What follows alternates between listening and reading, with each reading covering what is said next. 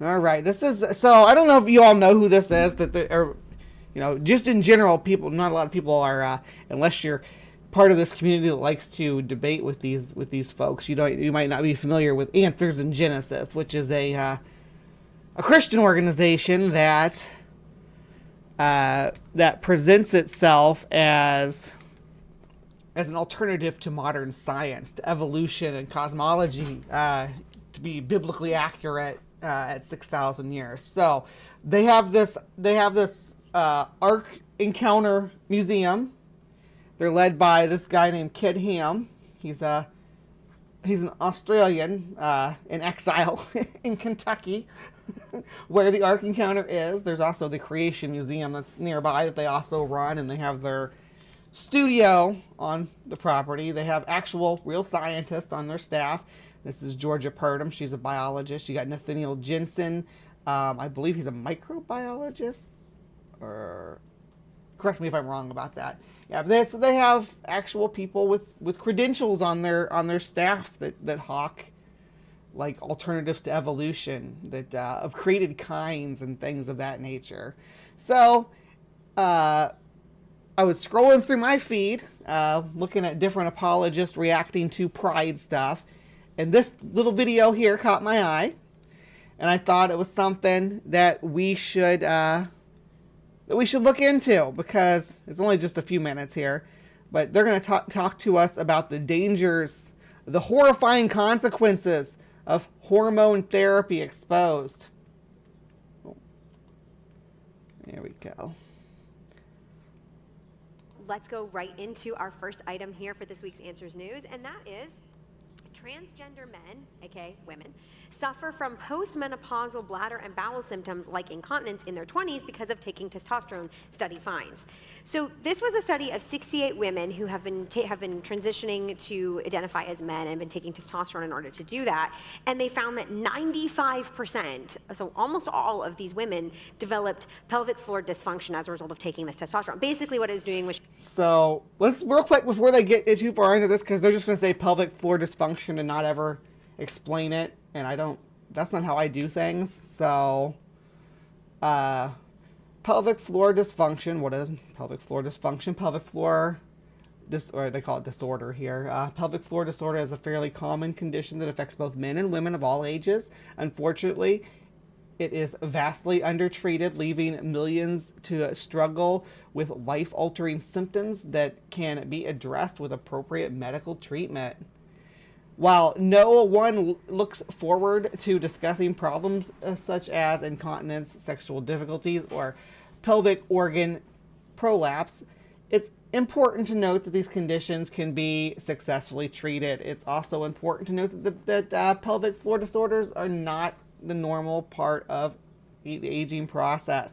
Here's the important part right here. 1 in 5 people will suffer from pelvic floor disorder during their lifetime. In fact, 1/3 of all women and 50% of women over the age of 55 are currently affected by pelvic floor disorders. So half the women over the age of 55 get this condition. And they're talking about that trans men can still get this condition too, at a high rate. So, but it's not anything but a rare condition, and it's anything but not treatable, as they've said here. So let's go back to the horror story that they're going to try to present it as here. Shoving them into artificial menopause in like their 20s. Some of the people in the study were as young as 18. And so the article, as it goes through, and they're talking about all the different symptoms that this causes and all the... Do you think a man wants to continue to have a period? Do you think a man wants to continue to have a menstrual cycle after they transition? Of course they want to go through that change. What are you talking about? Problems this is causing. This conclusion that they come to is, well, we haven't done a lot of study on what taking testosterone is going to do to people. We need to do more research, and we need to have to better tell people about the potential consequences. Are they really going to try to spin it as if we haven't had nearly a century of research into testosterone and testosterone therapies? This isn't a new treatment regimen here, ladies. This is a well-established branch of science called endocrinology, and it's not like new or experimental like you're going to try to spin it as. Of their decisions. So Marissa, what is like the standard of ethics when it comes to the medical community for this kind of thing? Yeah, so really when you take a child to a gender-affirming doctor, they're going to tell you, oh, you need to affirm this lifestyle, affirm this change in... When they say gender-affirming doctor, we need to keep in mind that means just a doctor that follows the standard medical protocols of every major medical organization in the world. So just to keep that in perspective, when they say a gender-affirming doctor, they just mean not a quack, because that's the only other alternative. Your child, or you're going to reap the consequences. But what they don't tell you is the side effects that could happen from giving these gender-affirming, so-called gender-affirming treatments, and the different health complications that could arise from that. Yeah, which is, of course, a real problem, because even within a secular medical ethics perspective, informed consent is really big. So you need to... Well, so these problems that can arise from having gender reassignment surgery and things of that nature, and though they have, in the nature of how these procedures are done have only gotten better over the decades that we've been doing them, because we've been doing them since the 1930s. So it's not, they want to treat it like, oh, it's this newfangled science that they don't know anything about, and there's no test subjects. We've been doing this for decades. There's new research all the time. This is how medical science works. We don't overturn the entirety of medical science, right, on one paper. We put it with a group of papers and that study similar systems, similar reactions to treatment, and compare and contrast. That's how we build what they call a treatment plan for a patient who's suffering with any kind of condition, whether it's gender dysphoria or just gender discomfort. Some people have gender discomfort and want to keep it kind of neutral. People are different than you, and I understand it's complicated, and you don't understand it, but you don't have to understand it to just accept that we exist. Actually tell people what are the different risks that could be involved here. And this is a fairly small sample size, but it's a really big proportion of the people studied that they found these issues in. So in the meantime, like as they're doing more research, people really need to be warned about the effects. Really, when it comes, and we've said this over and over and over again as we've looked at multiple different studies that have shown all kinds of different things, like loss. And this lady in the middle is some kind of medical doctor. I'm not sure what her credentials are, but she's a doctor. So just keep that in mind as well. Bone mass, different effects on the heart, things like that taking these drugs has. We've mentioned over and over again, this is a massive experiment on humans, particularly on... It's a massive experiment in the way the entire field of medicine is an experiment. And I don't know if Dr. Ben's still with us or not. Dr. Ben's out there, and that little cutie pie is a medical professional and a doctor as well. And can tell you that these are not new services, nor are they services exclusive to lines of service. So when you're treating a condition, there's lines of services that you provide for the patient, and these lines of services are not exclusive to trans people. They're not even exclusive, or they're not even the majority of people getting them are trans. The majority of people that get any of these services are cis, just by orders of magnitude, because there's more cis people in the world than anything. So any line of service that's provided as gender affirming care for a trans child is going to be the same or similar lines of service that are provided for a cis person who is dealing with sexual dysfunction or some kind of developmental dysfunction that has them on hormones as well. So it's the same treatment plan, and it's more often prescribed to cis children than it is to trans kids. I'm gonna have to get used to being able to say cis on here, because I can't say cis on Twitter anymore.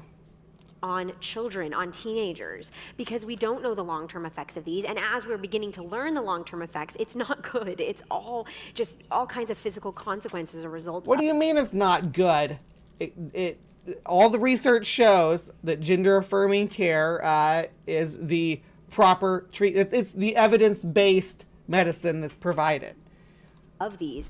And yet so many, when you listen to the stories of these young people who transition, many of whom detransition after a period of time. Not many of whom, okay? A small percent. Not that they don't matter. Detransitioning people matter. One of my friends has detransitioned, and he's still a freaking great ally. He still butts heads with the transphobes. He's a great guy. I wouldn't trade him for the world. However, he wants to identify and be addressed. I'm cool with it. So I don't understand why people like this, and I shouldn't say I don't understand. I do understand why people who are taught that your job is to proselytize to the masses think that they should proselytize to the masses. I'm being naive to claim that I'm not aware of what's happening here, and I'm not familiar with the line of thinking. It's biblical literalism, which becomes quite complex and nonsensical the further you go into it. We're not going to go into too much about the other stuff they cover on here. I'm going to stick with the trans stuff, but they have a section up here about stick insects, which I might cover for my Hive Science segment Saturday. If you all want to see that, put a 1 in the side chat, a 1, and we will cover that on Saturday. Let's keep going though. They will tell you when I went into the clinic, when I went into Planned Parenthood, when I went into wherever, this gender clinic, they never told me. They never warned me that this was what was going to happen. They never talked to me about the impacts on my fertility. They never talked about the different health complications. Yes, they do. They absolutely do. There's no there's things that you have to sign before your insurance company will cover any of this stuff. There are forms and authorizations and waivers and anything else that you might think of for any other kind of surgery or medical treatment that you receive. You sign documentation explaining that you understand. These are the risks for these services. There's disclaimers on everything. Like, if you're in the U.S., I think most of our audience is in the U.S. If you're in the U.S., you know that like a pharmaceutical commercial has the end of it, the last 30 seconds of it is a disclaimer about all the side effects that could potentially arise from taking that medication. In the U.S., there's so many laws and regulations and rules for how drugs can be dispensed, for how treatment plans have to be followed in order to be covered, by a insurance policy in compliance with state or federal regulations. It's very complex. It's not an easy thing to get through. And the NHS over in the UK is just as complicated, if not more complicated, with longer waiting lists that can arise. And so there's not a lot of informed consent going on, which even in the secular community, that's like the gold standard for ethics in medicine. But as Christians, of course, we're held to a higher standard than just informed consent, and that is we have to go by a higher standard. I don't know. I would say a higher standard. I think that as a Christian, as a follower of Christ, you should be like the love thy brother kind of school, though. I don't think that you should be like, oh, deny thy brother thy health care. The truth of God's word and the reality that we know from Scripture, which is that God has created us male and female, and we don't have the authority to just make ourselves however we want, because God has made us, God has created us. Yeah, right. So humans aren't self-creators, and that applies across the board to all kinds of different issues. And because God's our creator, he knows what purpose he has for us. He designed us to live according to those purposes. When we align with God's designs, we are going to flourish as human beings. Are you sure you want to go down this road right now, girl? What's that up? What are those up on your head? What are those things that you're wearing up there? They look like eyeglasses to me. God didn't make you with those. You should be how God made you. He made you with a purpose, just how you are. The way that he prepared us. So The way he prepared you, exactly. Why you got glasses, that's not the way he prepared you. You weren't supposed to be able to read fine print. That was a weakness that he gave you innately, so that that was a struggle that you're trying to bypass with your modern technology. Just like what I got going on, that's that's the struggle, girl. So, we take the medical route to try to remedy the struggle, because you don't have to be dying of something in order to get it fixed. Just because you can't read the fine print is enough reason to get those eyeglasses, baby girl. So maybe back the fuck off. it just reminded me of that just beautiful verse from Ephesians 2 that says, we are God's workmanship, created in Christ for good works, which God prepared beforehand that we should walk in them. So you're God's masterpiece. He made you the way he did for a wonderful reason. Just encourage you to seek the Lord, seek his purposes for your life, walk in accordance. You know what the Lord has led me to believe? I say we have a Christian on the TransPositions. Maybe I'll pull Carly up here and have her give her position on how she thinks the Lord made her, or how she thinks that what path Jesus would want for her. You don't speak for all Christians. There are trans Christians. There are trans affirming Christians. You are part of a extremist faction of American evangelical. You're not the standard Christian. Most Christians are loving people who want to follow the teachings of Christ. They don't want to marginalize and subjugate people. To that, and just enjoy the journey with him. Now, you looked into some of the actual study, and what did you find in the actual study? Yeah, so what you were kind of touching on was that these complications aren't things that are being brought up necessarily. The average duration for hormone therapy for individuals in the study was 2.5 years, but yet the study still says long-term effects are unknown. So a lot more. So those effects are only in 2.5 years. Yeah, that's only in 2.5 years. Will there be The claim here is that the long-term. Let me rewind that. What are they? further only in 2.5 years? Yeah, that long-term effect individuals in the study was 2.5 years. Duration for hormone therapy for individuals in the study was 2.5 years, but yet the study still says long-term effects are unknown. So a lot more. So those effects are only in 2.5 years. Yeah, that's only in 2.5 years. Will there? So I can only assume that the claim being made here is that the longest study ever is for 2.5 years. That's the claim that they're making here, because this research, this particular paper, only had the average length of HRT as 2.5 years. That's the longest that we've ever had it studied for. That's literally what they're trying to present to the audience here. Obviously, there's been a lot more study into hormone replacement therapy across the board for all sorts of people at all different ages and all different levels of development, dealing with all sorts of other medical conditions for decades. This is not new. This is not a new science. I promise this is not a new science. Be further complications down the road? Most likely, but there isn't the research to show that now. It's just one giant experiment, unfortunately. Yeah. So sort of tying into that one is another study that just came out, and that is that people who undergo transgender surgery. Oh, this one, this old nugget. We talked about this a few weeks back. It was back in, I want to say it was in April, but it might have been in early May, late April, early May, when this came out. Yeah, this says May 23rd, so I want to say it was May when we talked about this. Obviously, this is like a life site. I don't know what kind of journalistic integrity they have, but the misrepresentation of this study is pretty well documented. I think we have, yeah, here we go.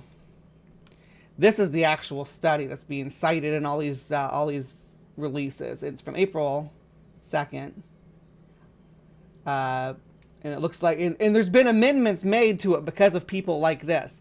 So, like, you get this, all of these bullet points of correction because so many people are coming out and coming after it like these women are. And we'll let them talk while we look at this. You want to do that? Let's do that.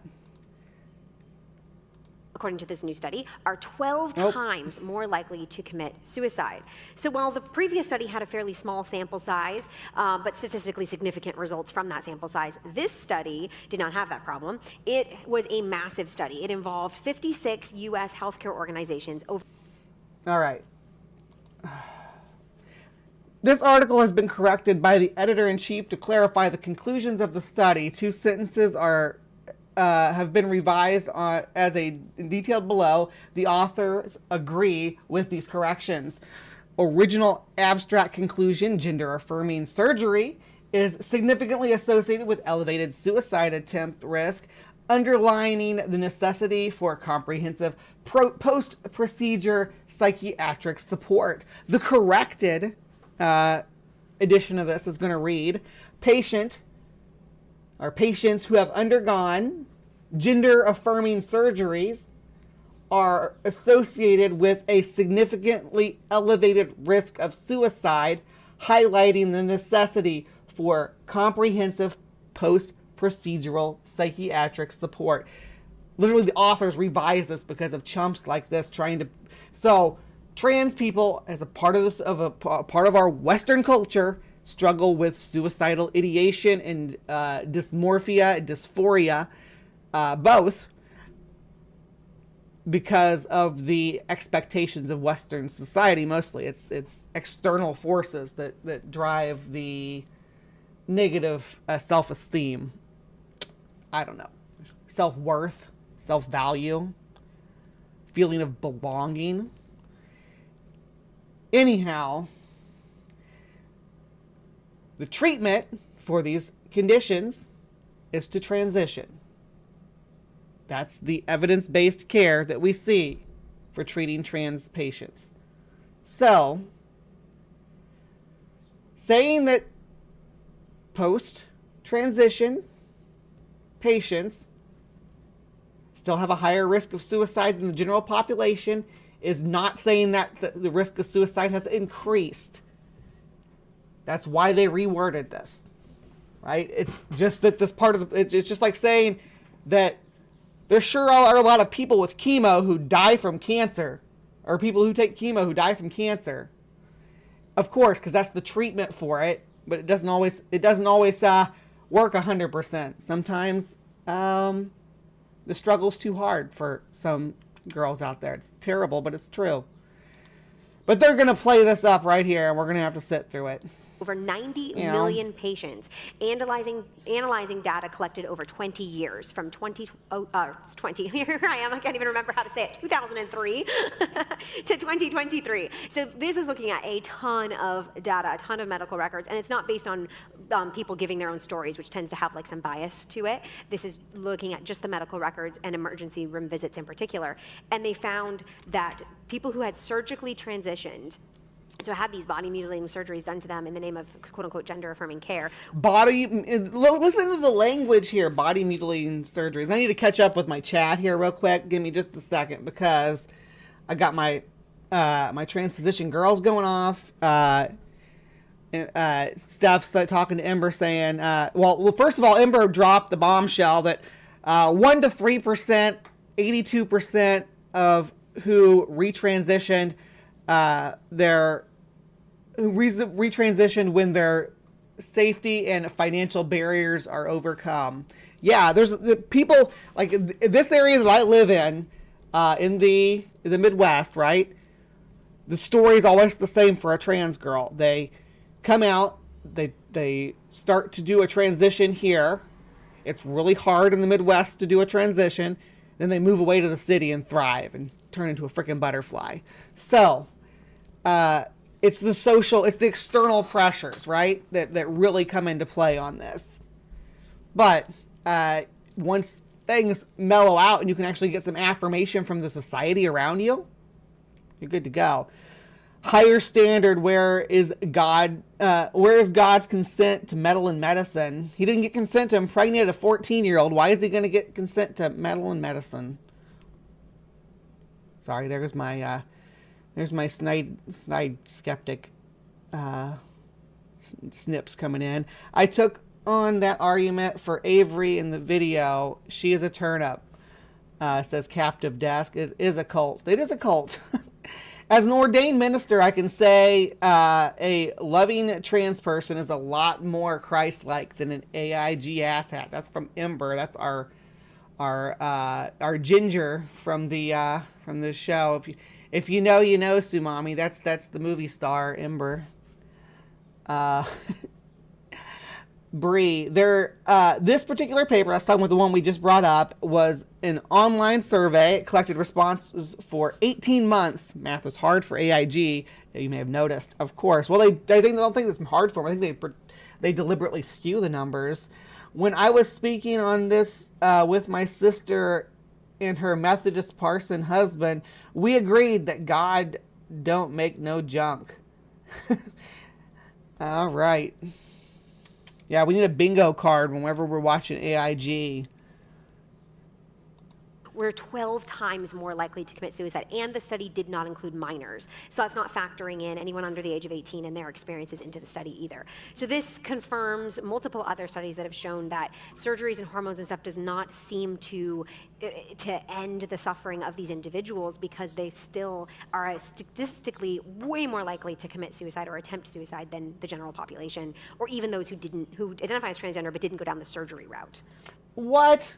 No, it does not. That's why, again, because, and you're still saying this was 10 days ago, so we're talking June 3rd that you said that. Let me see where they made their redaction on this. June 11th, so maybe they corrected this because of you. I'd love it if they corrected it because of you. Yeah. But yeah, they've redacted and corrected some of the language here because people kept misciting the data. Yeah. So I think one thing, if I could just jump in, Yeah. would be I saw another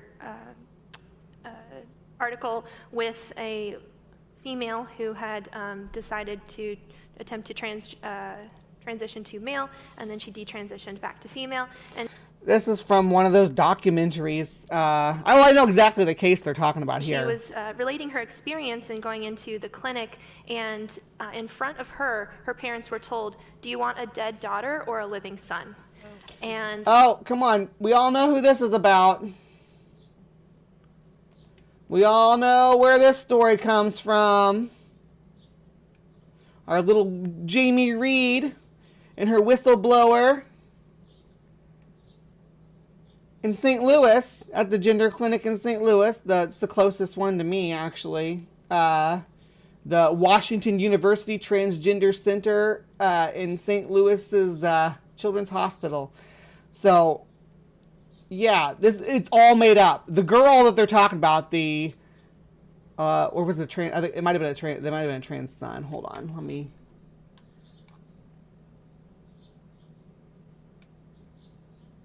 Let's see. Trying to remember how the story goes, but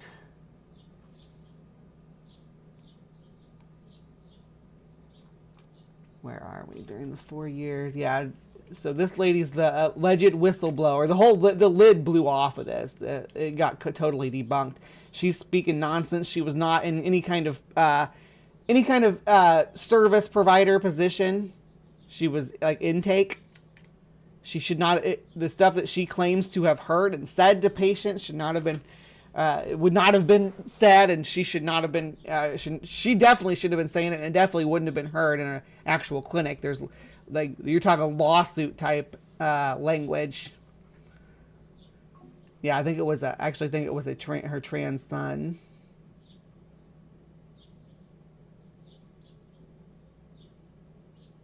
There we go. Yeah, left untreated, gender dysphoria has a number of consequences from self-harm to suicide. You were complaining about them not talking about the risks, and now you're like, oh, now they're talking about the risk, and you're like, hey, why are you talking about the risk? I'll let her go on. these were presented as the only options for her. But what does that do to a child to say, look, if you don't go down this route, you're going to die? It's very traumatic and harmful to the individual, and also just not loving. Yeah, for sure. And that So the child of this person, the whistleblower and the angry, disgruntled parent in the matter, the St. Louis Gender Clinic, the actual patient, the trans child came forward and said this is all bullshit, that their transphobic parent and this nurse, or not even nurse, intake woman wanted to stir the pot about and try to get famous by having Jamie Reed publish a story about them. really brings to mind one of the people That's been about a year that ago. was quoted in this article. It was a testimony go. of someone who tragically did commit suicide, who said, "I just wanted friendship and love. I wanted life to be easier. I wanted to be a woman since I was 15. I wish I had the knowledge that I have today. I was a confused kid with no identity. I wish I could have done everything different, but now it's too late," which is just heartbreaking. Now it's too late, and you want it to be too late for all of them. That's your goal, is to make it too late for everybody. You know, we talked about this at the beginning of the show when we were reading the obituary. The TransPositions crew, we're all late transitioners. That's kind of something we have in common. We all transitioned after the age of, I think everybody is after the age of 35. I might have been the one that started the youngest. I started at 38. So we're all... If I could go back and change the way things happened, I would. You know, I have my longings for that. I used to be a skinny little thing, you know. I would have been able to pull off quite a few cute outfits and stuff that I can't pull off now as I'm old and fat. Anyway, let's let them finish up So here. just want to remind you, like anyone listening, it's not too late. It might be too late to edit and undo some things that you've done to your body for whatever reason. It might be too late to undo some of the stuff that nature's done to your body through puberty and stuff, but it might not. You might be able to fix some of it. You might be able to get yourself to a place where you feel comfortable and confident with who you are. Why do you want to take that away from people? Why do you want to rob people of joy? Reason, under whatever circumstance, but so long as your heart is beating, God has a purpose and a plan for you, and just loves you so much. Right. Why don't you step off the tracks when me and God are working on our plan, and you get out of the freaking way so that we can deal with this, so that we can move forward. So much, enough to die for you. And this is a good reminder to parents too, because parents, like Marissa was saying, parents get when they take their child into a gender clinic, one of the tactics those clinics use to get this child on the highway of gender transition is to scare the parents. Oh, if you don't do this, your child will commit suicide. And like That is not what happens at all. When a doctor diagnoses your child with a condition like gender dysphoria, they explain the risk and symptoms of gender dysphoria. And one of the risk and symptoms of gender dysphoria is suicidal ideation. So, again, you're like, oh, they aren't warning about the consequences. They are warning about the consequences. You just don't like it. You don't like what they're actually warning us about because it's the more riskier path. Marissa said, they will tell you that Yeah. in front of your child, which is just a horrifying breach of ethics on the part of doctors to be doing that. Oh, how dare the doctor say what's wrong with the child or whatever. They would say what's wrong with them, what condition they're dealing with. And that's in any circumstance, the patient should get to know every detail about their condition. What kind of parent doesn't want their child to know what their diagnosis is or what the risks of their diagnosis are? What kind of horrible parent wouldn't want their child in the room to hear the doctor give their diagnosis? It's bizarre. Would you keep your kid in the dark? Let me run a poll on that. Yeah, let me run a freaking poll on that. See if you all think that you would want your kid to be in the dark about about their symptoms of their diagnosis. Let me do a poll.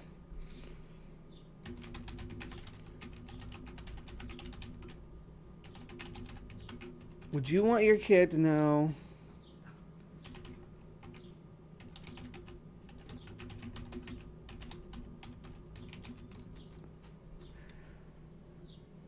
There you go. Just a very simple question. Would you want your kid to know about the risk of their diagnosis? No matter what that diagnosis is, would you want them to know that risk? Even if that risk was had potential fatal consequences.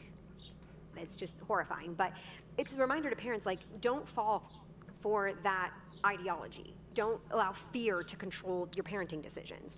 We go back to the truth of God's word, and we base our thinking in God's word, not in the fear that our culture mongers about everything. It's not the culture. It's medicine advancing. You can be a Luddite about it and be like, I don't like that medicine is advancing in this particular direction, but you don't get to say, no, it's this, I draw the line here. I mean, where do you draw your line on what you accept as intervention? Because you aren't wearing glasses like your friend over there, but I'm sure you've experienced some aid from modern medicine at some point in your life. So I don't know why you want to deny the prospects of that service for other people who are dealing with a condition that you don't know anything about and that you just don't like because of your dogma. That's going down this gender route is not going to be the magic pill that saves your child. What your child needs is truth, and they need your love, and they need probably to get off of social media and get their phone taken away from them. That is one of the things in all the stories I've listened to that was a really common thread, was social media. Of course, the social contagion. Me and Steph have spent hours mulling over that topic again and again, both here and on our own channels. Again, if you're not subscribed to Stephanie Helm's channel, you wanna go ahead and drop your link, or drop Steph's link out there. I need to get everybody to subscribe there. I also want to bring to everybody's attention that we're at 190 subscribers. We're almost to 200. I can't believe it. I'm so excited. We'll do a 200 subscriber celebration for sure. Media, getting on all of these different sites and things like that. So, and your child needs the gospel. They need Jesus. They need the identity. Your child does not need the gospel. Not regarding their gender. People should leave that medical advice to the medical professionals and spiritual advice to Jesus. So you just let Jesus teach your kids if you're a Christian parent. And Jesus says, love thy neighbor. And yeah, and that should just be it. Jesus taught tolerance. Jesus taught to turn the other cheek. You're not turning the other cheek out right here. You're retaliating with a drop kick to the jaw. It's that they can have in Christ, not grounded in our ever-changing feelings, but in Christ. And in countries like Canada, where I originally come from, that kind of stuff is getting to be illegal because conversion therapy, so-called, is see how she did the little quote? Watch that. I gotta watch that illegal, again. to be illegal. In countries like Canada, where I originally come from, that kind of stuff is getting to be illegal because conversion therapy, so-called, is conversion therapy, illegal so-called. now. But it's the truth of the gospel that ultimately saves people. It's not what the medical community is pushing that is causing so much harm. And see, what makes you think you're any different than like who is it? The Latter-day Saints that refuse the JWs that refuse the blood transfusions? Yeah, I think. Seventh-day Adventists? The people that refuse blood, what makes you any different? What makes what you're saying here any different than that? You're like, reject this medical treatment, but, accept all these other ones. So weird. a lot of countries are walking it back. We've talked about those studies and different things that are happening. Only on Turf Island. And that's some Tories being Tories. They invested way too much in that Cass report, which is being like freaking shredded. Of course, the Cass report was immediately shredded as soon as it came out, but now you got just new people coming out and shredding it again. You want to see how much it's been shredded? Come join the TransPositions Discord server, right? And we have paper after paper, report after report, going over how terrible the methodology on the Cass report was. UK and places like that, because of the damage it's causing. They're walking it back. They're saying, wait, we may have gone too far on this. We may have gone too quickly. And so just a reminder to parents, don't parent out of fear. Parent based on the word of God. Yeah, don't let a doctor tell you that when your kid needs medical intervention because you know better than a doctor because the Bible says so. No. Bad answers news, ladies. Bad. All right. And that's about all I got for it. That's, answers in Genesis. What do you expect? They're not, what do I say? They're not sending their best. Yeah. Not sending their best.